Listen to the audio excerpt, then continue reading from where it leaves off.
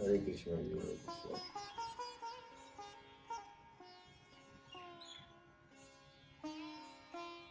हरे कृष्णा जी। चलिए आज थोड़ा इसको आगे बढ़ाते हैं और आज ये लगभग कंप्लीट हो जाएगा फर्स्ट चैप्टर। पहला चैप्टर तो कंप्लीट हो गया, लेकिन उसके पीछे के रहस्य, श्लोक के पीछे के रहस्य क्या हैं वो कराएंगे। इसके बाद आपको एक पूरा 10 मिनट में 15 मिनट में एक रिवीजन करा देंगे पूरे चैप्टर का श्लोक के साथ, जिसमें आप स्क्रीन पे देखेंगे और स्क्रीन पे आप इनको समझ लेंगे। हिंदी अर्थ समझ लीजिएगा, संस्कृत में तो दिखेगा ही दिखेगा, बाकी आपके पास पुस्तक है, उसको आप पढ़िएगा तो उसी के आधार पर ये चलेगा। तो यहाँ कल जो बात चल रही थी कि सर्वधर्मान परित्याज्य, संपूर्ण धर्मों का परित्याग कर दे हो जाता है स्वतः ही यदि आपको ईश्वर मिल जाते हैं या ईश्वर के स्थान पर सद्गुरु मिल जाते हैं। सद्गुरु और गुरु में अंतर होता है। जैसे द्रोणाचार्य अर्जुन के गुरु थे, लेकिन श्री कृष्ण अर्जुन के सद्गुरु बने। तो जो गुरु होता है वो व्यवहारिक ज्ञान देता है, वो शिक्षा देता है, वो जगत में कैसे जिया जाए उसकी शिक्षा देता है, या जितनी भी नॉलेज हमको प्राप्त होती है वो गुरु के द्वारा प्राप्त होती है। लेकिन सद्गुरु जो होता है वो आध्यात्मिक गुरु होते हैं, जो हमारा हमको अध्यात्म की तरफ बढ़ाते हैं। गुरु ने हमको कक्षा 1 से पढ़ाया, आगे बढ़ते रहे तो हर क्लास में मतलब गुरु मिले हमको, और पहली क्लास से लेकर अगली क्लास तक हमको गुरु मिलते चले गए। यदि हमारे अंदर उन गुरुओं में पहले से पूर्ण रूप से श्रद्धा है, यदि हमारे अंदर उन गुरुओं के प्रति आदर भाव मान सम्मान हमेशा बना रहा है, मन में दिखावे के लिए नहीं, केवल सिर्फ वो दिखे और आपने उनका सम्मान किया, नमस्ते किया, ठीक है, लेकिन मन में हमेशा उनके प्रति ऐसा भाव बना रहा कि आपका परिचय सिर्फ गुरु हो। जैसे अर्जुन ने बताया था धृतराष्ट्र के दरबार में जब वो पहुंचे थे तो उन्होंने अपने गुरु का ही परिचय दिया, मतलब मैं जो भी हूँ लेकिन वो मेरे सब गुरु के ही कारण है। तो इतनी श्रद्धा देखते हुए व्यक्ति को गुरु की बजाय फिर सदगुरु मिल जाते हैं। गुरु के अगली स्टेज होती है सदगुरु, और वो मतलब एक तरह से कह सकते हैं कि पूर्ण कर देती है जीवन को, और उसके मिल जाने के बाद फिर बाकी धर्मों का भी आप त्याग कर सकते हैं, सिर्फ उनके मत के अनुसार चल सकते हैं। ऐसा नहीं कि अपनी मर्जी से चलना है, फिर भी मर्जी से का मतलब ये होता है क्योंकि गुरु के अंदर ही सब शास्त्र, सब लोकमत, शास्त्र मत, संत मत समाये होते हैं। तो जैसे कहा था कि जब लोकमत, शास्त्र मत मिल जाता है, यदि कोई शास्त्रों का अध्ययन कर लेता है तो उसको समझ आ जाता है कि इस संसार में क्या सही हो रहा है, क्या गलत हो रहा है, शास्त्र के अनुसार क्या हो रहा है, शास्त्र के अनुसार क्या नहीं हो रहा है। तो उसके आधार पे फिर वो निर्णय कर लेने लगता है व्यक्ति। यदि आप मान लिया दुर्गा सप्तशती पढ़ रहे हैं, या कोई वेद पढ़ रहे हैं, कोई पुराण पढ़ रहे हैं, कोई शास्त्र पढ़ रहे हैं, तो आपके जीवन में स्वतः ही बदलाव आने शुरू हो जाएंगे, आपके विचारों में स्वतः ही बदलाव आने शुरू हो जाएंगे, और पहले से जो आप कर्तव्य कर रहे थे, चाहे वो सही भी कर रहे हो, जरूरी नहीं कि आप गलती कर रहे हो, लेकिन उन सही में भी और क्या सही हो सकता है वो आपको शास्त्र बता देता है। तो जब शास्त्र में इतनी रुचि बढ़ जाती है आपकी और शास्त्र के अनुसार आप चलने लगते हैं, तो फिर आपको सद्गुरु मिल जाते हैं। सद्गुरु आपके ढूंढने से नहीं मिलते कई बार, बल्कि सद्गुरु अपने अच्छे शिष्यों को खुद स्वतः ढूंढते हैं। वो खुद ही ढूंढ लेते हैं कि कौन कौन मेरे शिष्य बनने लायक हैं, इसलिए सद्गुरु वो होते हैं, ठीक है। तो जब सद्गुरु मिल जाए तो सद्गुरु तो, क्योंकि सद्गुरु को तो पहले ही उनको ज्ञान प्राप्त होता है, ब्रह्म ज्ञानी होते हैं, जो सारे योग बताए हैं भगवत गीता में वो सब उनको प्राप्त हुए होते हैं पहले से। और भगवत गीता तो कंप्लीट योग कह सकते हैं योग का विज्ञान है, योग का शास्त्र है, वेदों का सार है, शास्त्रों का सार है, ब्रह्मसूत्र का सार है, इन सब का उपनिषदों का सार है।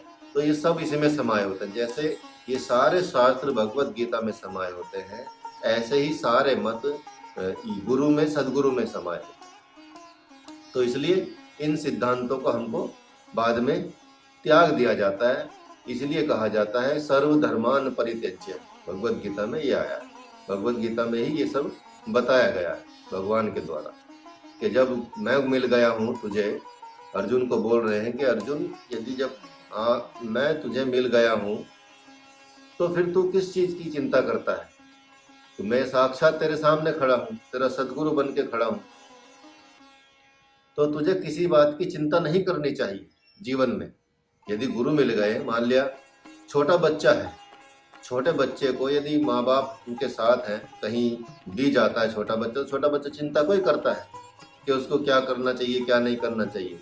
तो वो तो बस माता पिता के अंडर में रहता है, ठीक है, हाथ पैर अपने मारने की कोशिश करता है, लेकिन माता पिता तो उसको अपने सारे से चलाते हैं। छोटे बच्चे को उसका ध्यान रखते हैं कि कहीं गिर ना जाए, कहीं कुछ चोट ना लग जाए, कहीं कुछ गलत ना हो जाए। तो वो हर कदम पे, मतलब एक भी सेकंड ये समझिए कि आपकी निगाह आपके बच्चे से नहीं हटती। अगर निगाह हट भी गई तो दिमाग नहीं हटता, मस्तिष्क नहीं हटता, विचार नहीं हटते, ठीक है। तो उसी तरह से यदि आप भगवान के हो जाते हैं या सदगुरु के हो जाते हैं, दोनों बात एक ही है, तो फिर सदगुरु का भी निरंतर आपके ऊपर एक तरह से कवच बन जाता है, सुरक्षा कवच बन जाता है। भगवान के घेरे में आते ही, सदगुरु के घेरे में आते ही आपके चारों ओर एक सुरक्षा कवच बन जाता है। तो विषादी अर्जुन जो है, विषादी अर्जुन की जगह यदि आप खड़े हो जाएं, आप विचार करें कि यदि हम इस तरह की स्थिति में आ जाते हैं और विषादी अर्जुन की तरह ही आध्यात्मिक युद्ध भूमि में जाकर यदि हमारे अंदर एक भी विषाद आता है तो कहीं ना कहीं हमको आसक्ति है। अब देखते ही अर्जुन की आसक्ति, मतलब लगाव, मोह बढ़ गया और बढ़ गया, तीव्र बढ़ गया। जब तक वो दिख नहीं रहे थे तब तक तो वो युद्ध करने के लिए तैयार थे, मतलब एकदम वो धनुष लेके उनमें कोई ऐसा भाव प्रकट नहीं हो रहा था, ऐसे लक्षण उनके प्रकट नहीं हो रहे थे। लेकिन जैसे ही उन्होंने अपने संबंधी देखे, सगे संबंधी देखे और विपरीत उसमें देखे जिनसे उनको लड़ना था, तो उनके अंदर आसक्ति इतनी ज्यादा आ गई, उनके अंदर इतना ज्यादा मोह आ गया कि उनके अंदर विषाद उत्पन्न हो गया। हालांकि वह विषाद क्या था? सात्विक विषाद। सात्विक विषाद आपको भगवान प्राप्ति या सदगुरु प्राप्ति करा देता है अगर सात्विक विषाद है, और यदि तामसिक विषाद है तो आपको नरक में ढकेल देता है। फिर आप, मतलब यदि किसी को दुख, शोक, इस तरह की चीजें होती हैं, या तो कई व्यक्ति होते हैं कि चलो सारा संसार बेकार है भाई, चलो भगवान की शरण में चलते हैं, और कई लोग अपना नशे की लत में लग जाते हैं कि ये तो सब बेकार है, इसी से हमको सुकून मिलता है। तो वो तामसिक, मतलब उसको अधोगति की तरफ ले जाता है, और जो सात्विक विषाद है वो ऊर्ध्व गति की तरफ ले जाता है। और अर्जुन का ऐसा ही विषाद था। तो कहीं ना कहीं देखते हैं कि यदि आध्यात्मिक भूमि में जाकर भी, आध्यात्मिक युद्ध भूमि है वो, क्योंकि भगवान तो युद्ध भी करने आए थे, तो वो धर्म की स्थापना करने आए थे, वो अध्यात्म की स्थापना करने आए थे, वो सही और गलत को सही ठहराने और गलत को गलत ठहराने आए थे। चाहे हम कितने भी मोह में पड़ जाएं कि हम, लेकिन गलत तो गलत ही होता है, सही तो सही होता है। तो यदि एक बार आप भगवान के लिए या सदगुरु के लिए या चल देते हैं, यदि एक बार आपने सोच लिया कि हाँ अब हम भगवान को प्राप्त करना चाहते हैं, भगवान से कि हम दर्शन करना चाहते हैं या भगवान का एहसास करना चाहते हैं, तो यदि हो गया ऐसी आपके अंदर, मतलब इच्छा जागृत हो गई और ऐसा आपके अंदर एक बीज का रोपण हो गया जिसमें भगवान के प्रति आपकी आसक्ति हो जाएगी, मतलब संसार के प्रति नहीं, मैटेरियलिस्टिक वर्ल्ड के प्रति नहीं, घर बार परिवार इनके प्रति नहीं, उनके प्रति तो आपका प्रेम रहेगा ही रहेगा, लेकिन भगवान के प्रति यदि आपकी आसक्ति हो जाए तो फिर किसी और के प्रति आपकी आसक्ति नहीं हो सकती है। और फिर क्या होगा? फिर तो हर रोज, हर वर्ष, हर रोज हर्ष होगा, हर रोज हर्ष होगा। हर्ष होगा यानी कि प्रसन्नता इतनी वर्ण करेगी आपको, प्रसन्नता इतनी बढ़ जाएगी, इतनी बढ़ जाएगी कि वह पुरुष जो भी व्यक्ति इस तरह का होगा तो वह कंप्लीटली प्रसन्नता के घेरे में आ जाएगा। और तभी भगवान ने कहा प्रसादे सर्व दुखाना हानि रस्योपजायते, मतलब संपूर्ण दुखों की हानि हो जाती है। जितने भी दुख आपके जीवन में होते हैं वो संपूर्ण दुखों की हानि कर देते हैं भगवान, उनको सबको खत्म कर देते हैं। और इतनी प्रसन्नता आ जाती है कि जो आपके प्रति अप्रसन्न होने वाले लोग भी हैं भगवान उनका दमन कर देता है। मतलब फिर वो आपके प्रति अप्रसन्न नहीं होंगे, बल्कि या तो प्रसन्न होंगे या फिर आपके से न्यूट्रल हो जाएंगे। मतलब भगवान क्या करते हैं, उनका भी दमन कर देते हैं। तो यदि आपके विरोधी भी कोई होते हैं, आपके अगेंस्ट भी कोई लोग होते हैं और आपको अच्छा नहीं समझते, अच्छा नहीं मानते और आपसे नफरत करते हैं, ईर्ष्या करते हैं, द्वेष करते हैं, क्रोध करते हैं, तो वो भी आपको देखते ही, आपके चेहरे पे ऐसे भाव देखते ही आपका आभामंडल इतना चमकने लगता है कि सामने वाला व्यक्ति स्वतः ही प्रसन्न हो जाता है और भगवान उसका मर्दन दमन कर देते हैं। तो यदि उसका प्रारब्ध उसके प्रति अप्रसन्न होता है, मतलब प्रारब्ध मतलब कर्मों के हिसाब से यदि आपको रिजल्ट गलत मिलने लगते हैं, जो आपने प्रारब्ध संस्कार पिछले जन्म में किए हैं उनको प्रारब्ध कहा जाता है, उन संस्कारों को प्रारब्ध कहते हैं। उसी के आधार पर हमको अच्छा बुरा गलत सही जो भी हमारे जीवन में घटित होता है वह मिलने लगता है। तो यदि आप भगवान के लिए चल पड़ते हैं, भगवान के लिए जीने लगते हैं, तो उसका प्रारब्ध जो उसके प्रति अप्रसन्न होता है तो भगवान उस अप्रसन्न होने वाले प्रारब्ध का भी क्या करते हैं, मान मर्दन कर देते हैं, उसको नष्ट भ्रष्ट कर देते हैं। इसका मतलब जो बुरे कर्मों का फल भी है वो भी आपको क्या होगा, वो नहीं मिलेगा, या मिलेगा तो बहुत कम मिलेगा। जितना भी आप भगवान की तरफ बढ़ेंगे वो कम होता चला जाएगा, कम होता चला जाएगा, इतना ज़्यादा आपको लाभ मिलने लगेगा। तो इस प्रकार उसके संपूर्ण दुखों की हानि हो जाती है। अर्थात प्रारब्ध ही दुख है, उसके पाप पुण्य ही दुख होते हैं।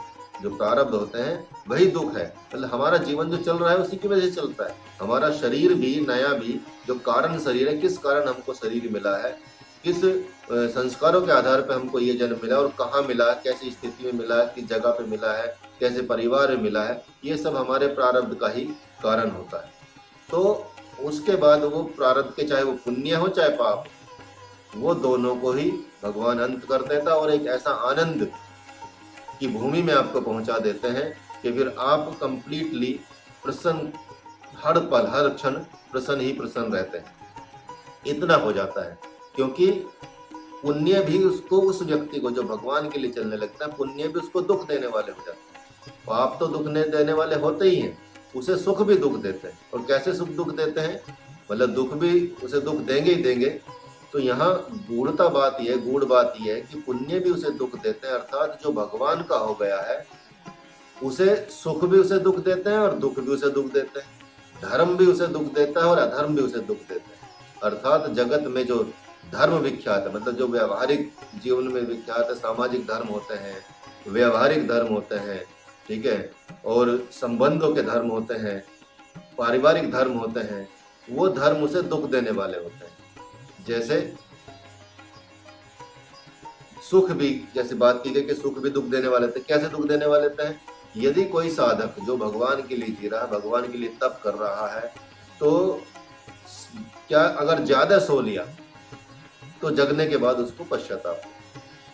जैसे सपोज आप लोग ही हैं और यदि आप लोग की इतनी श्रद्धा है कि आप 7 बजे मतलब तैयार होकर बैठ जाते हैं, उठ जाते हैं और नींद को त्याग रहे हैं, मतलब सुख को त्याग रहे हैं आप एक तरह से। और सुख को त्यागना किसके लिए त्याग रहे हैं, कोई फालतू चीज़ के लिए नहीं त्याग रहे हैं, भगवान के लिए सुख त्याग रहे हैं। तो भगवान अपने आप ही आपके दुखों का मान मर्दन कर देगा, उनको नष्ट भ्रष्ट कर देगा, क्योंकि वो सबसे ज़्यादा महत्वपूर्ण होता है जब आप सुख का त्याग करके भगवान के लिए कुछ काम करते हैं, तो इतनी बड़ी चीज़ हो जाती है।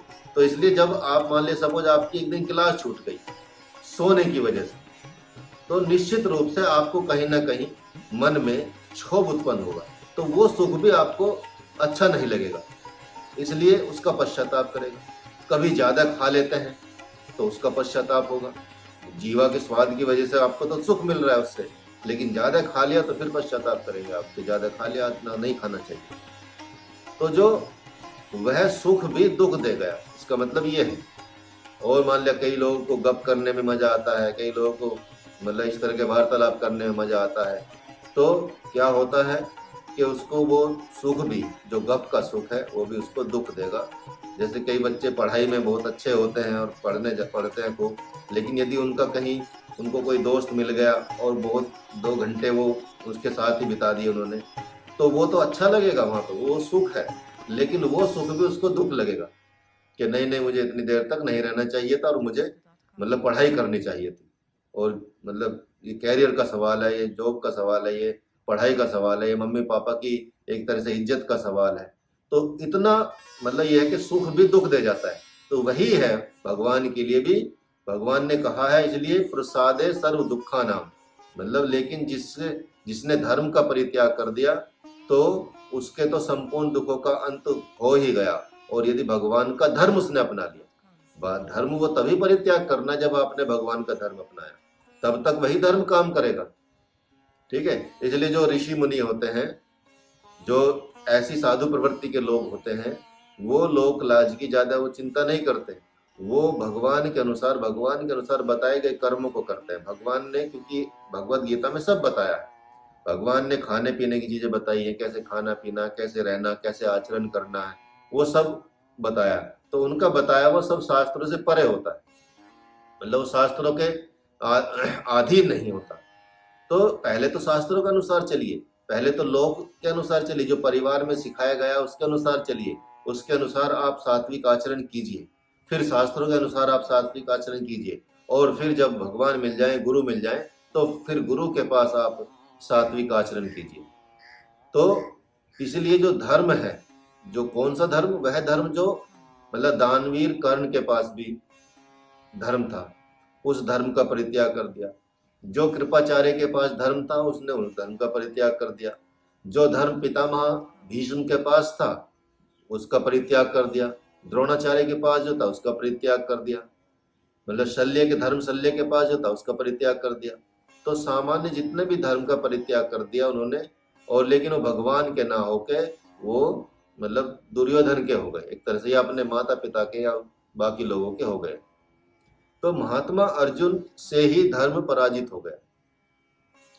और यह कभी भूल नहीं करनी चाहिए इंसान को कि यदि आपने घर छोड़ दिया सन्यास के लिए, ठीक है, तो ये तो आप विजेता हो गए, या मतलब आपने कुछ दिन पूजा पाठ कर ली घर में रह के, तो आप सोचने लगे कि ये बस ये अब काम हो गया, अब तो बस हो गया, उसके बाद फिर मतलब फिर वो आ जाती है आसक्ति। तो क्या होता है, एक बार क्या हुआ, देव ऋषि नारद ने कामदेव को वह विजय पाली, और उन्होंने उसका मतलब एकदम विजय पाके बड़े वो कैसे घमंड हो गया, उनको अहंकार हो गया, और उन्होंने कई वर्षों तक अपना मतलब वट वृक्ष के नीचे, उनके ध्यान में काम आया ही नहीं। इसके बाद बड़ी बड़ी चीजें हुई, लेकिन उनको ये लगा कि सबको जाकर उन्होंने बताया कि मैंने काम पे विजय पा ली, अब मुझे कोई डिगा नहीं सकता, मुझे कोई हो नहीं सकता। लेकिन बाद में क्या हुआ कि बाद में वो काम का अनुगमन करने लगे। तो लेकिन उसी तरह से भगवान शंकर के पास भी काम आया था, लेकिन भगवान शंकर ने कामदेव को भस्म कर दिया, जला दिया था, आपको पता ही है। तो जो काम नारद के पास गया, वह काम भगवान शंकर के पास भी गया था। तो नारद ने उसे वरदान दे दिया, मतलब उसको एक तरह से अपना लिया, और भगवान शंकर ने उसको जला दिया। तो भगवान जो जला देता है अपने कर्म के बीजों को, तो फिर नहीं आते।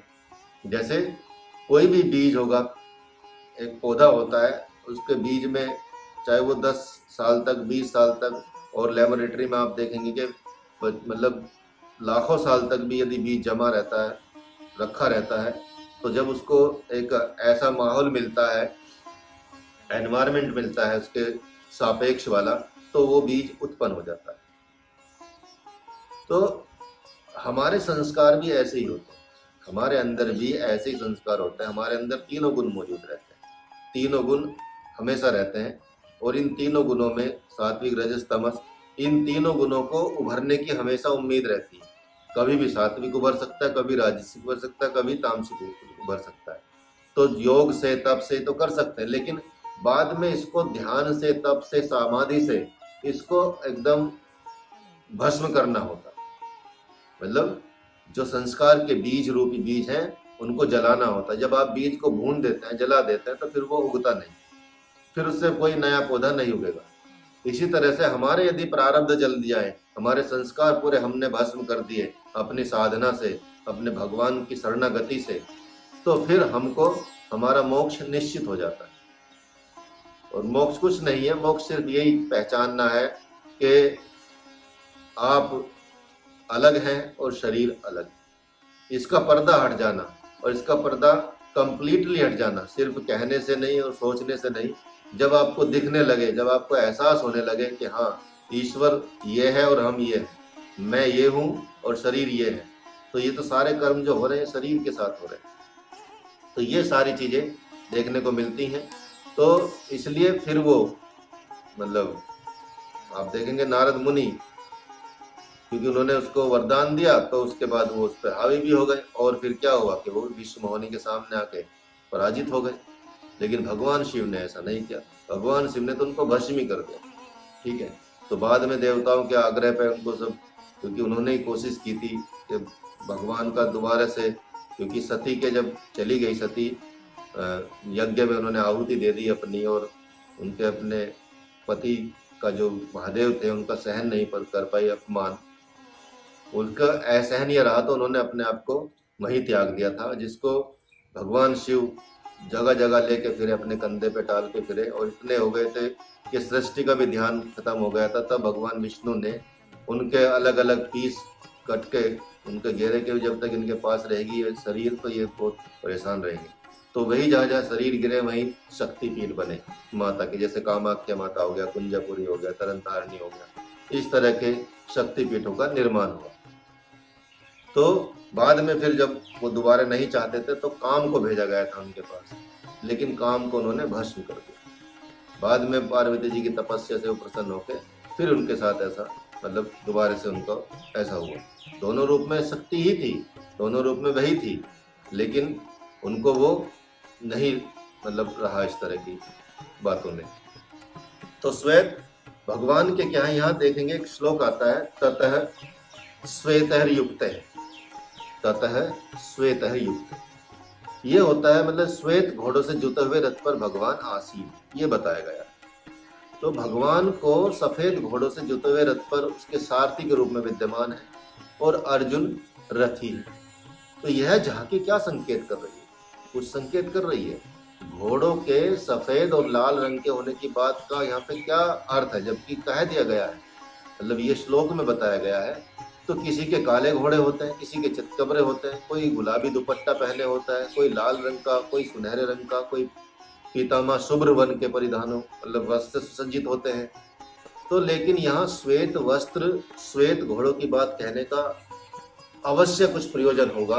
तो जैसे पितामह भीष्म भगवान से कह रहे हैं, पितामह भीष्म मानो ये कह रहे हो कि देखें आपके तो घोड़े सफेद हैं, लेकिन मेरे तो सारे वस्त्र सफेद, और मेरे भीतर भार से मैं अति निर्मल और दाग रहित। अतः सफेद मतलब यहाँ देखेंगे कि सफेद घोड़ों के होने का क्या तात्पर्य, क्या होगा। तो जब आपका कर्म रूप वस्त्र ही सफेद न हो, तो इसके उत्तर में भगवान ने कहा है कि जब शरीर रूपी वस्त्र, जो शरीर रूपी हमको वस्त्र मिला है, इंद्रिय रूपी वस्त्र मिले हैं, जो मन रूपी हमको वस्त्र मिला है, जो कर्म रूपी हमको वस्त्र मिला है, अगर वही सफेद ना हो और केवल परिधान ही सफेद हो, तो उसका क्या महत्व। केवल हम अच्छे कपड़े पहनने से अच्छे व्यक्ति नहीं बन जाते। दूर से देखने में लगेगा कि हाँ ये बहुत मतलब समृद्ध व्यक्ति है या अच्छा व्यक्ति है, लेकिन जैसे ही जबान खोलेगा तो कुछ ना कुछ गलत, मतलब उसके मन की बातें पता चल जाएंगी। जैसे कई लोग होते हैं बड़ी बड़ी मर्सिडीज में आते हैं, बड़ी बड़ी गाड़ियों में रहते हैं, बड़े बड़े ऊंचे परिधान पहनते हैं, एक एक चीज भी उनकी मतलब लाखों की होती है, लेकिन पार्किंग वाले से बेचारे लड़ लेते हैं 10 रुपए के पीछे, 20 रुपए की फ्री पार्किंग करवा लेते हैं, जुगाड़ कर लेते हैं। कई हमारे भी जानने वाले लोग हैं, मतलब बिल्डर, बड़े बड़े बिल्डर भी कई लोग ऐसा हमने देखे हैं कि भाई वो इतना अमीर आदमी है फिर भी 20 रुपए के ऊपर पार्किंग वाले से लड़ गए। ठीक है, तो उसका क्या फायदा ये बताइए। कार से कूड़ा फेंकने वाले लोग हैं, कार से बोतल फेंकने वाले लोग हैं, तो उस कार का महत्व क्या है उसके लिए। मतलब जब जीवन में उनका मन ही, उनका जो शरीर रूपी वस्त्र ही स्वच्छ नहीं है, पवित्र नहीं है, ठीक है, निर्मल नहीं है, इंद्रिय रूपी वस्त्र ही निर्मल नहीं है, पवित्र नहीं है, मन रूपी वस्त्र ही नहीं निर्मल नहीं है, पवित्र नहीं है, तो बाहर का आडंबर का मतलब क्या होता है। तो यहाँ इसका सफेद परिधान का क्या महत्व, दोनों जगत को संदेश रूप उपदेश दे रहे हैं, जबकि परिणाम बताएगा कि सफेद परिधान का विशेष महत्व है या सफेद तन, मन, वचन, इंद्रियों या हृदय का। तो यहाँ भगवान यही बता रहे हैं कि देखो सिर्फ घोड़े ही सफेद नहीं है, यहाँ हर चीज, मन भी, तन भी, वचन भी, इंद्रिय भी, हृदय भी, सब पवित्र है, सब सफेद है, सबके लिए परिणाम में सबका वही है। तो जगत में एक मैं ही हूँ, भगवान ने बोला कि जो सही को सही करता हूँ, ठीक है, मैं सबके लिए सही करता हूँ, गलत मैं किसी के लिए नहीं करता हूँ, जबकि आप लोग भावना में बह के कुछ भी चीजें गलत कर लेते हैं। तो यही बात भगवान ने बताई कि हमको जीवन में अपने अंदर की चीजों को, अपने अंदर के मन को, अपने अंदर की आत्माओं को, जो भी हमारे अंदर जो बोल रहा है, जो हमारे अंदर हमारी जो इंद्रियां हैं, इनको क्या चाहिए, इनको ही आप उपकर्ता बनाइए। मतलब हमारे जो इंद्रियां हैं हमारे शरीर की जो आंखें हैं, कान हैं, नाक हैं, जिनसे हम सब कुछ सुनते हैं, खाते हैं, पीते हैं, जीते हैं, एहसास करते हैं सर्दी गर्मी का, तो इनको हमको क्या करना पड़ेगा, इनको हमको अपनी उपकर्ता बनाना पड़ेगा भगवान के अंडर में जाकर, भगवान के सानिध्य में। भगवान तो सबसे बड़े कर्ता हैं ही, लेकिन हम कैसे कर्ता बने और हम कैसे अपने उपकर्ता बने। तो जब आप भगवान के या सदगुरु के घेरे में आ जाते हैं और इन आंखों, नाकों से, कान से दिव्य रस लेते हैं, दिव्य सुगंध लेते हैं, दिव्य श्रवण करते हैं, ठीक है, दिव्य आप दृश्य देखते हैं, या कोई किताब पढ़ते हैं, जो शास्त्र हैं उनका अध्ययन करते हैं, भगवत गीता का अध्ययन करते हैं, कानों से आप भजन सत्संग वगैरह सुनते हैं, ठीक है, जिह्वा से आप सात्विक भोजन लेते हैं, व्रत भी रखते हैं, तो ये हो जाता है आपका भगवान के लिए जीना और आपका उपकर्ता हो जाना। ठीक है, क्योंकि वैसे तो कान तो सुनेंगे ही सुनेंगे, कुछ भी आप लगाएं बाहर, चाहे वो डिस्को डांस के गाने चल रहे हों, कोई मतलब हनी सिंह हो गए या जो भी लोग जैसे मतलब ऊट पटांग जो गाने गाते हैं वो लोग हो गए, तो वो सुनने की बजाय आपने हेडफोन लगाया और आराम से भजन या कोई ऐसा संगीत सुनने लगे जो आपके मन को प्रफुल्लित कर रहा है। तो अपने आपने कानों को अपने काम पे लगाया, अपने अनुसार काम पे लगाया, जबकि ये तो स्वतः ही अपने काम पे लगे हुए रहते हैं, इनका तो धर्म ही ये है सुनना। तो ये कुछ भी बाहर आवाज आएगी, कुछ भी होगा तो सुनेंगे ही सुनेंगे, लेकिन इनको आपको बदल लेना है, इनको आपको अंदर की तरफ ले जाना है। इसी के लिए इसी को प्रत्याहार बोलते हैं। जब इनको धीरे धीरे धीरे धीरे ऐसी प्रैक्टिस करेंगे तो ये अपने अंदर ही चले जाएंगे। तो यहाँ आगे बढ़ते हैं। तो जब भगवान ने शंख बजाया, भगवान नारायण ने ये घोषणा कर दी कि ये जो पंचजन्य नामक राक्षस अपने समय का त्रिलोक विजेता, ये उसी का शंख है। यहाँ शंख बजाने का भगवान का क्या उचित है वहां पर, क्योंकि भगवान तो सारथी हैं और सारथी कभी शंख नहीं बजाएगा, मतलब योद्धा बजाएगा ना, शंख तो योद्धा बजाता है, सारथी शंख नहीं बजाता। और सारथी लेकिन युद्ध की नियमावली में आज का सारथी कल का योद्धा हो सकता है, सेनापति भी हो सकता है। जैसे कर्ण के सारथी शल्य थे, लेकिन एक टाइम पे वो जब समय आया तो वो सेनापति पद पर आसीन हो गए। तो यहाँ भगवान ने शंख फूंका इसलिए कि ये पांडवों के गुप्त सेनापति, गुप्त सेना नायक है, परम सेनापति है। मतलब भीम भी कह सकते हैं कि भीम जो सेनापति थे वो इन्हीं के अंडर में ही काम कर रहे थे, या धृष्टद्युम्न जब बने तो इन्हीं के अंडर में ही काम कर रहे थे। तो एक न एक दिन युद्ध के मैदान में, युद्ध के लिए चल पड़ने के वजह से कभी ना कभी ऐसा क्षण आ सकता है कि आपको सेनापति बनना पड़ जाए। इसलिए ऐसा ना सोचें कि हम जिस पद पे हैं उसी पद पे हमारा काम रहेगा। लेकिन जैसे कई बार घरों में शादियां होती हैं, तो घर में तो चाहे आप कुछ भी नहीं करते हो, लेकिन कई बार आप देखेंगे कि आप कितना वहां जाके काम कर लेते हो और पूरा खाने पीने का संभाल लेते हो। तो ऐसे जगह पे जहाँ आपकी जिम्मेदारी बढ़ जाती है, वहाँ आपके अंदर स्वतः ही इतना टैलेंट आ जाता है, इतना वो आ जाता है कि जब आपका मन उस तरह का होता है तो। और अगर आपका मन इस तरह का नहीं हो कि जब आपके अंदर ये भावना आ जाती है कि भाई यहाँ कुछ गलत नहीं होना चाहिए, तो मैं धर्म की रक्षा करूँगा, मैं यहाँ के संस्कारों की, यहाँ के जो रीति रिवाज हैं उनकी रक्षा के लिए मुझे ये सारे काम करने हैं, तो मैं फिर सहयोग करता हूँ। तो घर में चाहे आप पढ़े भी हैं, लेकिन वहाँ जाके आप पूरा दिन बैठे रहते हैं, हलवाई के सामने बैठे रहते हैं कई लोग कि भाई यहीं बैठे रहेंगे और देखते रहेंगे कि क्या सही बन रहा है क्या गलत बन रहा है, ताकि बुराई ना आ जाए कोई भी।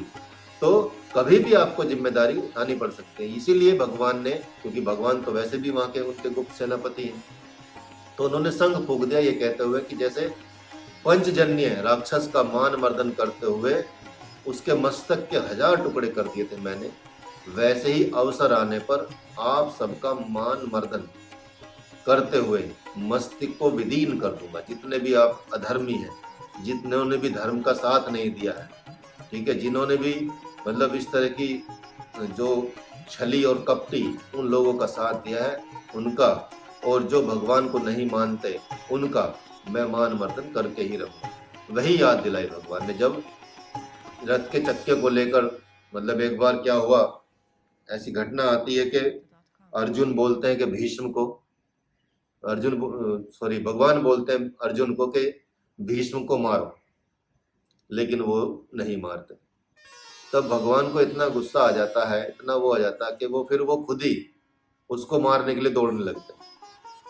और जैसे ही मारने के लिए दौड़ने लगते हैं तो पितामह भीष्म क्या करते हैं, वो अपने हाथ से सारा सामान सब छोड़ देते हैं, हथियार सब डाल देते हैं और कहते हैं कि आइए आइए आइए प्रभु आइए, मैं तो चाहता ही था कि मैं आपके द्वारा मारा जाऊं। आपके सामने आते ही मतलब मुझे बहुत मतलब पुण्य मिलने वाला है, आपके हाथ में मरूंगा तो मेरा सारा का सारा जो है सब कुछ टूट जाएगा, चाहे मेरे अहंकार भी हो, कुछ भी हो, वो सब खत्म हो जाएगा, आपके साथ ये सब होगा। तो ऐसा सोचना चाहिए कि हालांकि बाद में उन्होंने नहीं किया, ठीक है, लेकिन फिर भी क्योंकि बार बार क्या हुआ कि यहाँ पे आप देखना पड़ेगा कि आप कहीं, हम कहीं अपने आप में ऐसी स्थिति में तो नहीं है शिशुपाल की स्थिति में, और हम गलत करते जा रहे हैं, कर्म गलत करते जा रहे हैं और हमारी काउंटिंग हो रही हो, हमारी जितनी भी हम मान लिया गाली दे रहे हैं, जितना भी हम गलत कर रहे हैं, जैसे शिशुपाल गाली देता गया और उन्होंने भगवान ने कहा कि देखो तुम्हारी 100 गाली तक तुम्हें माफ है, 100 गाली 101 भी गाली पे तुम्हारा अंत हो जाएगा, ठीक है, लेकिन फिर भी नहीं माना।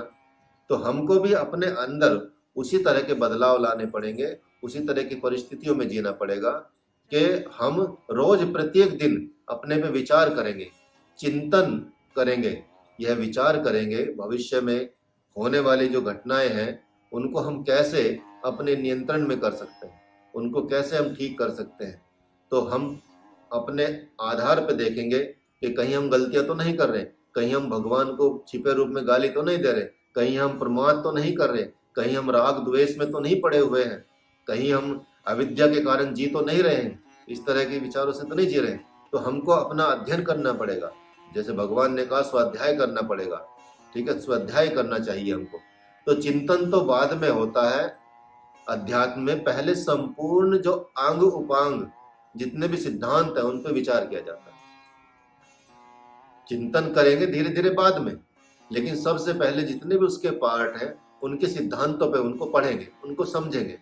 तो ध्यान में सबसे पहले क्या आता है, ध्यान में पहले ज्योति को, नाद को नहीं देखा जाता, ज्योति को देखा जाता, नहीं उसकी प्रतीक्षा की जाती, बल्कि देखा जाता है कि ये देखेंगे ये गुरु तक किसे कहते हैं और शिष्यत्व किसे कहते हैं।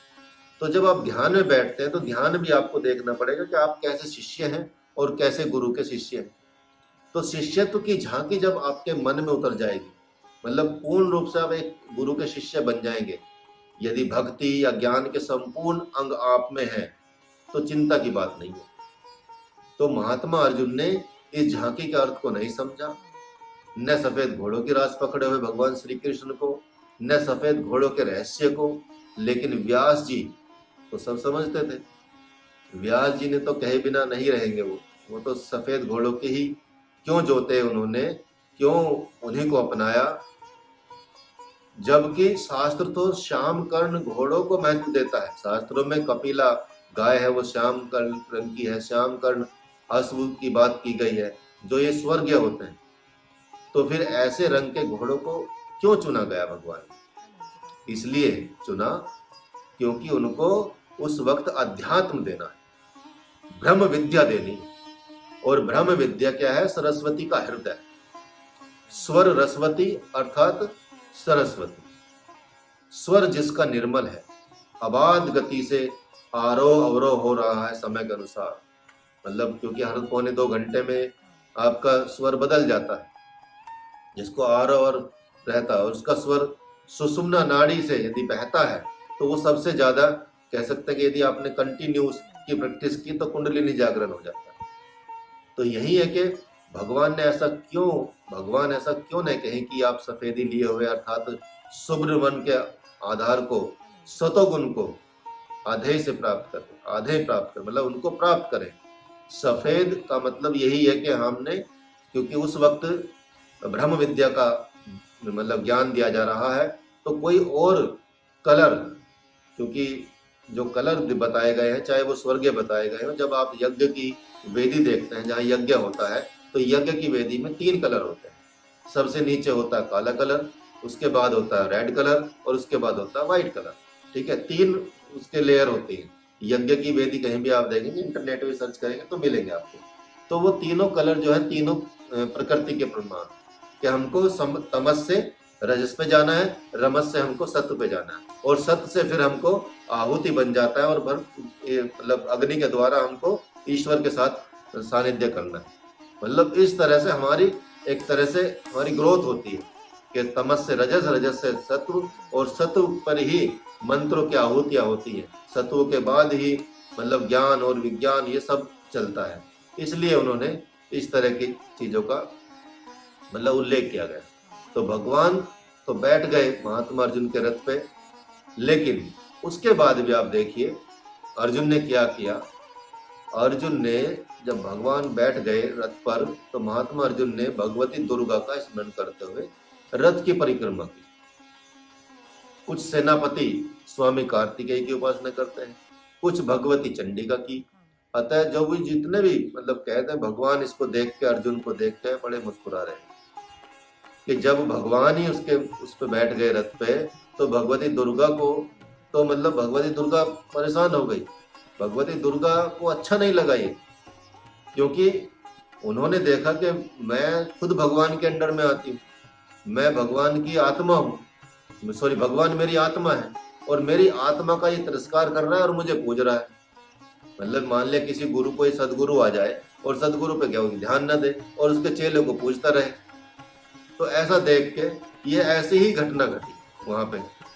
तो भगवान तो मुस्कुरा रहे थे कि देखो कितना मूर्ख है, और मतलब मैं बैठा हूँ रथ पे और परिक्रमा कर रहा है रथ की। ठीक है, ऐसा ही होता है जब आपको ऊपर मतलब एक सबसे ऊपर श्रेणी के गुरु मिल जाते हैं, सदगुरु मिल जाते हैं, तो नीचे की जो रक्षा कवच है वो अपने आप ही वो स्ट्रांग हो जाते हैं।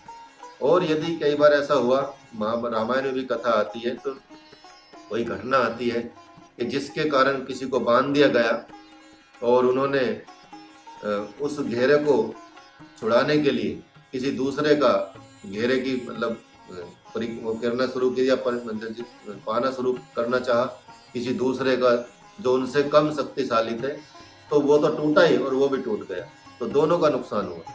ठीक है, तो मतलब यदि हमारा अंदर कवच एक बन गया है, भगवान का कवच बन गया है, तो फिर भगवान का कवच स्वतः हट जाता है, फिर वो छोटा कवच रह जाता है। फिर उसके लिए कोई भी महारथी होगा वो उसको उसका मतलब अंत कर सकता है। तो इसलिए भगवती दुर्गा को ये बात अच्छी नहीं लगी। उन्होंने देखा कि क्योंकि मेरी आत्मा का तिरस्कार इन्होंने किया तो मुझे अच्छा नहीं लग रहा है। तो जो सबके आराध्य है, यदि उसे आराध्य न समझकर अपनी ही आराधना कराने लगे तो फिर उसकी दुर्गति क्या होती है, ये भगवती चंडिका ने, भगवती दुर्गा ने सोचा। तो ये सब जानते हैं इस बात को कि भगवती चंडिका को इसी से अच्छा नहीं लगा कि यह तो भगवान श्री कृष्ण चंद्र आनंद कंद की उपासना कर ही नहीं रहा है, इनकी तो बात भी नहीं मान रहा है, इनको तो समझ ही नहीं रहा कुछ। ठीक है, ये अभी भी मतलब उसी उसमें पर्दे में है। तो कोई भी मतलब माँ, कोई भी बेटा अपनी माँ को गलत नहीं समझ सकता, और जो गलत समझता तो उसका परिणाम आप सोचिए क्या होगा। कोई हिरण्यकशिपु जैसा पिता अपने प्रहलाद जैसे पुत्र की को अपना वैरी समझ ले तो उसका परिणाम क्या होगा, ये भी पता है, ये सभी जानते हैं। ठीक है, कोई मंदोदरी जैसी धर्म पत्नी को अपनी स्त्री समझ ले, वासना की प्रतिमूर्ति समझ ले, तो भगवान उसे खेल खिलाकर मार डालता, ये सभी जानते हैं।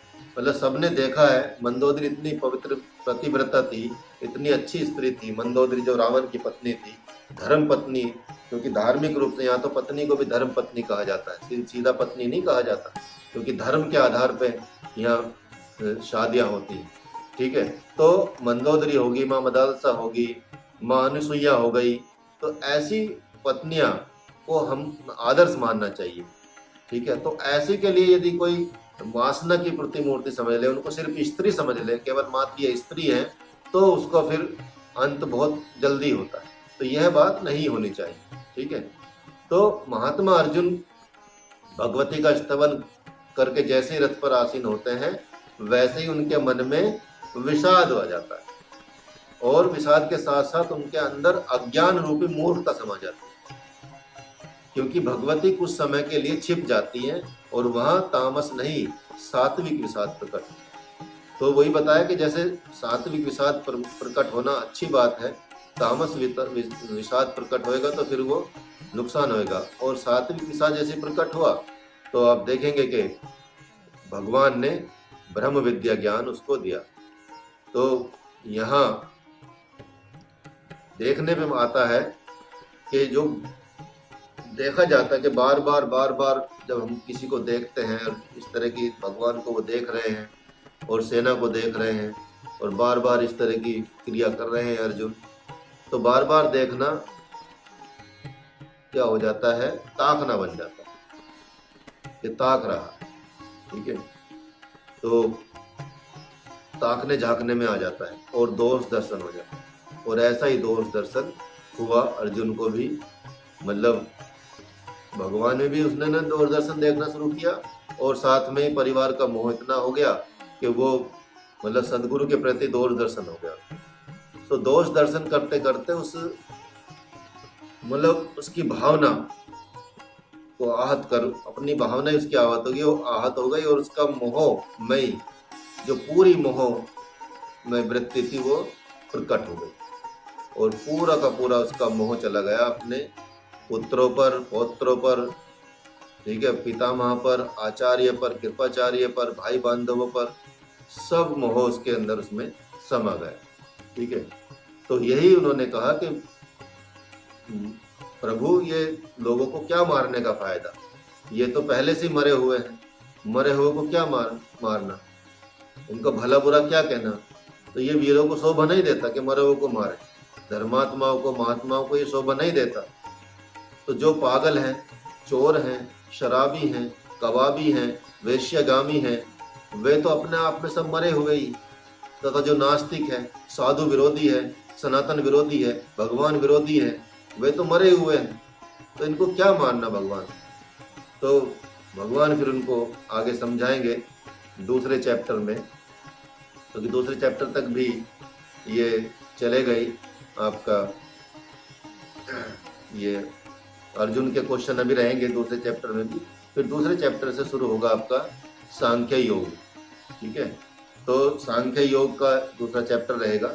अभी आपको एक पूरा उसका ओवरऑल रिवीजन करा देते हैं।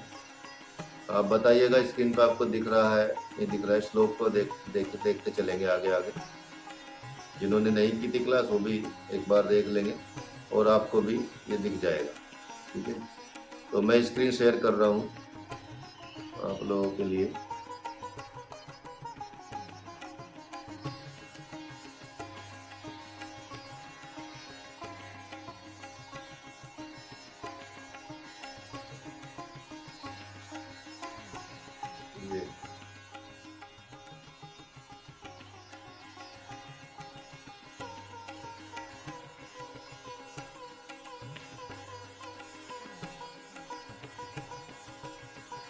ये स्क्रीन दिख रही है आप लोगों को?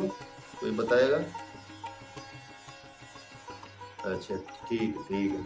तो यहाँ अब ये श्लोक के साथ चलेगा। पहला अध्याय है अर्जुन विषाद योग। ठीक है, ये धृतराष्ट्र के वाच था। धर्म क्षेत्र कुरुक्षेत्र संवेत युयुत्सवः मामकः पांडवाश्च किम कुर्वत संजय।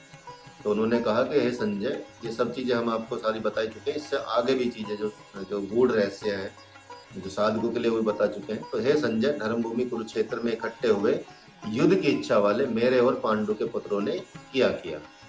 तो फिर संजय ने मतलब उन्होंने कहा कि उस समय वज्र व्यूह से खड़ी हुई पांडव सेना को देखकर और द्रोणाचार्य के पास जाकर दुर्योधन ने यह वचन बोला। तो ये श्लोक है नीचे, दृष्टवा तु पांडवानीकम यूढ़म दुर्योधनस्तदा आचार्य उपसंगम्य राजा वचनम अब्रवीत। तो उस समय जो व्यूह रचना में खड़ी हुई सेना थी, उसको देखकर, वो पांडव सेना को देखकर द्रोणाचार्य के पास जाकर राजा दुर्योधन, उसको राजा बताया गया है, यह वचन बोला। जबकि यहाँ देखेंगे कि धृतराष्ट्र अभी तक राजा थे। ठीक है, तो उसने बोला कि हे आचार्य, देखो आपके बुद्धिमान शिष्य द्रुपद पुत्र धृष्टद्युम्न के द्वारा व्यूह रचना से खड़ी हुई पांडव की इस बड़ी भारी सेना को देखी। मतलब उसको उस सेना में बहुत ज्यादा वो आया, मतलब दिखा, बड़ी चीजें दिखी। तो वहां देखेंगे कि वहां उसने बताया कि कौन कौन बड़े बड़े शूरवीर हैं, बहुत बड़े बड़े धनुष हैं, युद्ध में भीम अर्जुन के समान हैं, उनमें युयुधान, राजा विराट, महारथी द्रुपद भी है, दृष्ट केतु हैं, चेकितान हैं, पराक्रमी काशीराज भी हैं, पुरुजित हैं, कुंती भोज हैं, मनुष्यों में श्रेष्ठ सैव्य हैं, पराक्रमी युधामन्यु हैं, पराक्रमी उत्तम ओजा भी हैं, सुभद्रा पुत्र अभिमन्यु हैं और द्रौपदी के 5 पुत्र भी हैं। ये सब के सब महारथी हैं। मतलब उसको ये सब दिखे उसमें। इसके बाद उसने कहा कि दो आगे श्लोक में, हे द्विजोत्तम, हमारे पक्ष में भी। अब उसको लगा कि मैंने तो उनकी तारीफ कर दी, लेकिन यहाँ दुर्योधन बोलता है कि मैंने, अब उनको बता कि नहीं, ऐसी बात नहीं, कि हमारे पास भी बहुत बड़े बड़े सेनापति हैं। मतलब पहले वहाँ घबराया हुआ था कि कितनी बड़ी सेना लेके आए हैं, और जबकि सेना ज्यादा बड़ी उसकी है, 11 अक्षौनी सेना उसकी है, 7 अक्षौनी सेना पांडवों की है। तो हे द्विजोत्तम, हमारे पक्ष में जो भी मुख्य हैं उन पर भी हम ध्यान दीजिए। आपको याद दिलाने के लिए मेरी सेना के जो नायक हैं उनको मैं कहता हूँ, द्रोणाचार्य, पितामह भीष्म तथा कर्ण, संग्राम विजयी, किसी का माइक हो ना वो ऑफ कर दीजिए। ठीक है, कर्ण, संग्राम विजयी, कृपाचार्य, वैसे ही अश्वत्थामा, विकीर्ण, सोमदत्त पुत्र भूरिश्रवा, ये इतने बड़े बड़े लोग हमारी सेना में हैं। इनके अतिरिक्त बहुत से सूरवीर हैं जिन्होंने मेरे लिए अपने जीने की इच्छा भी त्याग दी, और जो अनेक प्रकार के अस्त्र शस्त्रों को चलाने वाले तथा जो सब के सब युद्ध कला में अत्यंत चतुर हैं, ऐसे लोग हैं। तो अब अपने सेना की तारीफ कर रहे हैं दुर्योधन। तो द्रोणाचार्य को चुप देखकर दुर्योधन के मन में विचार हुआ कि वास्तव में हमारी सेना पांडव पर विजय पाने में अपर्याप्त है, असमर्थ है, क्योंकि उसके संरक्षक उभय पक्षपाती भीष्म, परंतु इन पांडवों की यह सेना हम पर विजय करने में पर्याप्त है, समर्थ है, क्योंकि उसके संरक्षक निज सेनापति पक्षपाती भीमसेन। मतलब उभय पक्षी तो ये द्रोणाचार्य भी थे और सेनापति भीष्म भी थे, क्योंकि वो उनका भी भल बुरा नहीं चाह रहे थे। ठीक है, जबकि वहां कोई ऐसा नहीं था उनकी सेना में। तो बाह्य दृष्टि से अपनी सेना के महारथियों से बोला, आप सब के सब लोग सभी मोर्चों पर अपनी अपनी जगह दृढ़ता से स्थित रहते हुए निश्चित रूप से पितामह भीष्म की चारों ओर से रक्षा करें, क्योंकि पितामह भीष्म अगर सेनापति है वो मर गए तो फिर युद्ध जल्दी से हारा जाएगा। तो उनको चिंता है पितामह भीष्म की। तो दुर्योधन के हृदय में हर्ष उत्पन्न करते हुए फिर क्या किया, पितामह भीष्म ने शंख बजाया।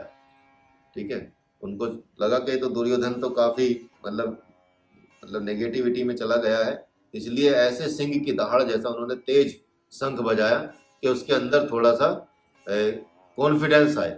उसके बाद तो उसके शंख के बाद और नगाड़े, ढोल, मृदंग, नरसिंगे, बाज एक साथ ही बज उठे। उनका वह शब्द बड़ा भयंकर हुआ। उसके बाद सफेद घोड़ों से युक्त महान रथ पर बैठे हुए लक्ष्मीपति भगवान कृष्ण, श्री कृष्ण और पांडुपुत्र अर्जुन ने भी दिव्य शंख बड़े जोर से बजाया। सबने शंख बजाने शुरू किए। पांचजन्यम ऋषिकेशो देवदत्तम धनंजय पौंड्रम दद्मो महाशंख भीमकर्मा वृकोदरा। अंतर्यामी भगवान श्री कृष्ण ने पांचजन्य नामक तथा धनंजय अर्जुन ने देवदत्त नामक शंख बजाया और भयानक कर्म करने वाले वृकोदर भीम ने पौंड्र नामक शंख महाशंख बजाया। तो ये शंख बजाए और भगवान का शंख बाद तक बजता रहा। सबके शंख बंद हो गए थे, लेकिन भगवान का शंख देर तक बजता गया। तो कुंती पुत्र राजा युधिष्ठिर ने अनंत विजय नामक शंख बजाया तथा नकुल और सहदेव ने सुघोष और मणि पुष्पक नामक शंख बजाया। हे राजन, श्रेष्ठ धनुष वाले काशीराज और महारथी शिखंडी तथा दृष्टद्युम्न एवं राजा विराट और अजय सात्विक राजा द्रुपद और द्रौपदी के पांचों पुत्र तथा लंबी लंबी भुजाओं वाले सुभद्रा पुत्र अभिमन्यु, इन सभी ने सब ओर से अलग अलग अपने शंख बजाए। सब शंख लेके खड़े हुए थे और भयंकर शब्द ने आकाश और पृथ्वी को भी गुंजाते हुए अन्यान्य पूर्वक राज्य हड़पने वाले दुर्योधन आदि के हृदय विदीर्ण कर दे। जब इतने सारे शंख एक साथ बजे और वो भी इतने, सबके शंखों की अपनी अपनी स्टोरी है और सब शंख ऐसे ही लोगों को प्राप्त हुए। ऐसे शंखों की ध्वनि सुनकर उसका हृदय कांप उठा दुर्योधन का। तो उसने कहा संजय ने, हे महीपते धृतराष्ट्र, अब शस्त्र चलने की तैयारी हो रही थी कि उस समय अन्यान्य पूर्वक राज्य को धारण करने वाले राजा और उनके साथियों को व्यवस्थित रूप से सामने खड़े हुए देखकर कपिध्वज पांडुपुत्र अर्जुन ने अपना गांडीव धनुष उठा लिया और अंतर्यामी भगवान श्री कृष्ण से यह वचन बोले। मतलब वो युद्ध के लिए तैयार हो गए, एकदम युद्ध करना चाह ही रहे थे। और फिर लेकिन एक बार उन्होंने कहा कि हे अच्युत, दोनों सेनाओं के मध्य मेरे रथ को खड़ा कर दीजिए। जब तक मैं युद्ध क्षेत्र में खड़े हुए इन युद्ध की इच्छा वालों को देख न लूं, इस युद्ध रूप उद्योग में मुझे किन किन के साथ युद्ध करना होगा। दुष्ट बुद्धि दुर्योधन का युद्ध में प्रिय करने की इच्छा वाले ये जो राजा लोग इस सेना में आए हुए हैं, युद्ध करने को उतावले हुए, इनको एक बार देख तो लो कि इस दुष्ट लोग व्यक्ति का साथ कौन दे रहे हैं, दुर्बुद्धि का साथ कौन दे रहे हैं, इनको देख तो लो एक बार। तो ये ऐसे उन्होंने शुरुआत की। तो वो यहाँ रथ बीच में खड़ा किया उन्होंने भगवान ने, और मेन महारथियों के बीच में रथ खड़ा किया। तो उन्होंने, संजय ने कहा, हे भरतवंशी राजन, निद्रा विजयी अर्जुन के द्वारा इस तरह कहने पर अंतर्यामी भगवान श्री कृष्ण ने दोनों सेनाओं के मध्य भाग में पितामह भीष्म और आचार्य द्रोण के सामने तथा संपूर्ण राजाओं के सामने श्रेष्ठ रथ को खड़ा करके इस प्रकार कहा, हे पार्थ, इन इकट्ठे हुए कुरुवंशियों को देख। तो उन्होंने देखा कि ये देखो कुरुवंशियों को देख जो तेरे खिलाफ लड़ने आए हैं। तो उसके बाद प्रथानंदन अर्जुन ने उन दोनों की सेनाओं में स्थित पिताओं को, पितामह को, आचार्यों को, मामाओं को, भाइयों को, पुत्रों को, पौत्रों को, मित्रों को, ससुरों को, सुहृदय को भी देखा। अपनी अपनी जगह पर स्थित उन संपूर्ण बांधवों को देखकर वे कुंती नंदन अर्जुन अत्यंत कायरता से युक्त होकर विषाद करते हुए ऐसा बोले, हे कृष्ण, युद्ध की इच्छा वाले इस कुटुंब समुदाय को अपने सामने उपस्थित देखकर मेरे अंग शिथिल हो रहे हैं, मेरा मुंह सूख रहा है, मेरे शरीर में कपकपी आ रही है, रोंगटे खड़े हो रहे हैं, हाथ से गांडीव धनुष गिर रहा है, त्वचा जल रही है, ये सारे मन भ्रमित हो रहा है, खड़े रहने में असमर्थ हो रहा है। ये सारी बातें उन्होंने की। उन्होंने कहा कि हे केशव, मैं लक्षणों शकुनों को भी विपरीत देख रहा हूँ, मतलब मुझे अशुभ के संकेत हो रहे हैं। मेरे शरीर के ऐसे लक्षण दिख रहे हैं कि जिससे कुछ अशुभ होने वाला हो, और युद्ध में स्वजनों को मारकर लाभ भी नहीं देख रहा हूँ। हे कृष्ण, मैं न तो विजय चाहता हूँ, न राज्य चाहता हूँ, और न सुखों को ही चाहता हूँ। हे गोविंद, हम लोगों को राज्य से क्या लाभ, भोगों से क्या लाभ, अथवा जीने से भी क्या लाभ, तो हमारे सगे संबंधी मर जाएंगे। तो ये उन्होंने बात की। जिनके लिए हमारी राज्य, भोग, सुख की इच्छा है, वही सब अपने प्राणों की और धन की आशा का त्याग करके युद्ध में खड़े। आचार्य, पिता, पुत्र और उसी प्रकार पितामह, मामा, ससुर, पौत्र, साले तथा अन्य जितने भी संबंधी हैं, मुझ पर प्रहार करने पर भी मैं इनको मारना नहीं चाहता। और हे मधुसूदन, मुझे त्रिलोकी का राज्य मिलता है तो भी मैं इनको मारना नहीं चाहता। फिर पृथ्वी के लिए तो मैं इनको क्यों मारूंगा? मैं तो तीनों राज्य मिलेंगे तब भी ना मारूं। तो उन्होंने कहा, है जनार्दन, इस धृतराष्ट्र संबंधियों को मारकर हम लोगों को क्या प्रसन्नता होगी? इन आतताइयों को मारने से हमें पाप ही लगेगा। इसलिए अपने बांधव धृतराष्ट्र संबंधियों को मारने के लिए हम योग्य नहीं, क्योंकि हे माधव, अपने कुटुंबियों को मारकर हम कैसे सुखी हो सके। तो ये बात करते रहे, यद्यपि लोभ के कारण जिनका विवेक विचार लुप्त हो गया है, ऐसे ये दुर्योधन कुल का नाश करने से होने वाले दोष को और मित्रों के साथ द्वेष करने से होने वाले पाप को नहीं देखते, तो भी हे जनार्दन, कुल का नाश करने से होने वाले दोष को ठीक ठीक जानने वाले हम लोग इस पाप से निवृत्त होने का विचार क्यों ना करें? क्यों ना हम ऐसा करें कि युद्ध टल जाए, अभी भी युद्ध टल जाए, क्यों ना ऐसा हो? क्योंकि इससे तो मैं कुल का नाश देख रहा हूँ, कुल का क्षय होना, सदा से चलते आ रहे कुल धर्म नष्ट हो जाएगा। धर्म का नाश होने पर बचे हुए संपूर्ण कुल को अधर्म दबा लेता है। हे कृष्ण, अधर्म के अधिक बढ़ जाने से कुल की स्त्रियां दूषित हो जाती हैं और वे, हे वार्ष्णाएं, स्त्रियों के दूषित होने पर वर्ण संकर पैदा हो जाते हैं। वर्ण संकर कुल घातियों को और कुल को नरक में ले जाने वाला होता है। श्राद्ध और तर्पण ने मिलने से इन कुल घातियों के पितर भी अपने स्थान से गिर जाते हैं। इन वर्ण संकर पैदा करने वाले दोषों से कुल घातियों के सदा से चलते आए कुल धर्म और जाति धर्म नष्ट हो जाते हैं। हे जनार्दन, जिनके कुल धर्म नष्ट हो जाते हैं, उन मनुष्यों का बहुत काल तक नरकों में वास होता है, ऐसा हम सुनते आए हैं।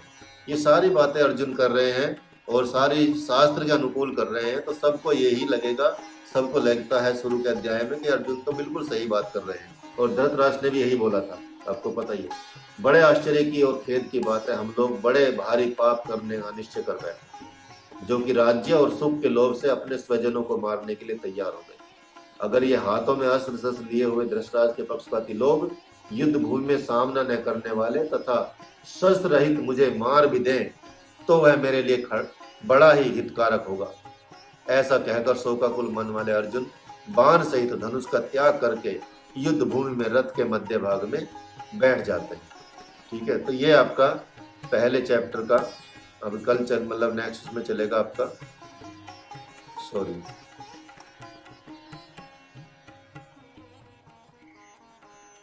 ठीक है। तो ये आपका, एक मिनट स्क्रीन में चेंज कर देता हूँ।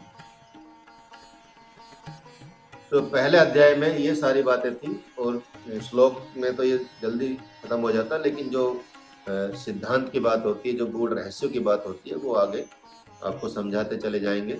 तो सांख्य योग से अब दूसरे चैप्टर से भगवान बोलना शुरू करेंगे। पहले अर्जुन की सुनते रहेंगे थोड़ा, फिर बीच बीच में अर्जुन बोलेंगे और भगवान बोलेंगे। ठीक है, कहीं कहीं संजय धृतराष्ट्र को बताएंगे।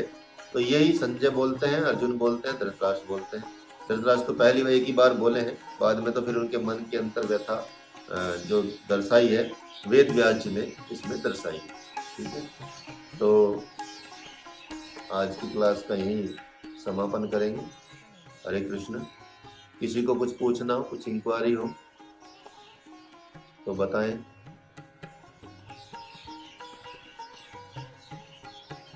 पहले मंत्र उच्चारण कर लेते हैं।